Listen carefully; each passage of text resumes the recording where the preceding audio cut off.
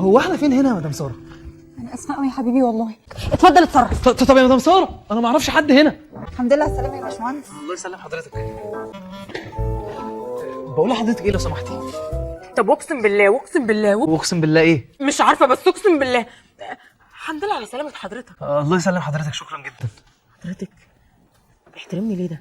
انا بس كنت عايز اسال حضرتك كام سؤال. والله العظيم انا جيت النهارده في ميعادي والاكل اوعدك ان انا مش هاكل هنا تاني. هو انا الصراحه كنت هسال سؤال تاني خالص. وباشمهندس علاء بيعمل انترفيوهات جوه للناس وللامانه بيقابل البنات بس. وانا فضلت اقول يا باشمهندس علاء يا باشمهندس علاء، لا ده باشمهندس يوسف لو جه هيقلب الدنيا، وهو ما سمعش كلامي. حضرتك اتفضل حضرتك شوف بنفسك. لا ما يصحش، حضرتك اتفضلي الاول. لا والله ازاي؟ اتفضل حضرتك الاول. لا والله لو هنتفضل يبقى حضرتك الاول.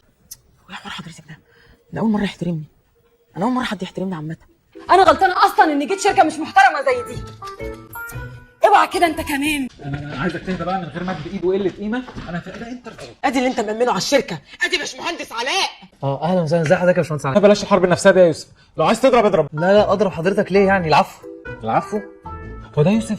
اه والله هو، بس مش عارفه هو جاي اليف ليه النهارده كده. يا بنتي لا، لو يوسف كان زمانه هزقني وضربني. يوسف انت كويس؟ لا انا الحمد لله كويس، مفيش اي حاجه مضايقاني الحمد لله، لان انا بصراحه مش فاكر حاجه ولا فاكر حد فيكم اصلا.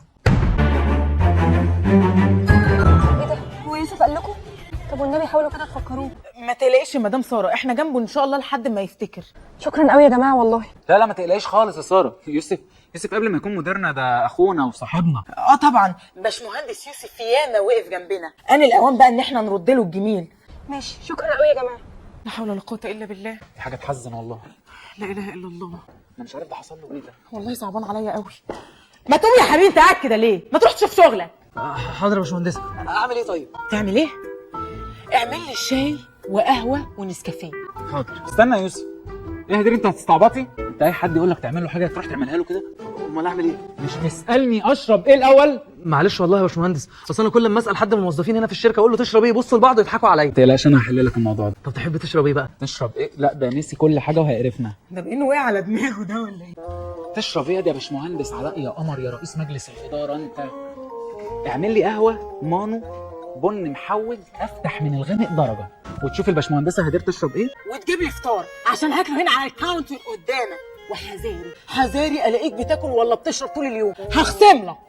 اتفضل. حاضر يا باشمهندس. هو اشمعنى انت رئيس مجلس الاداره وانا لا؟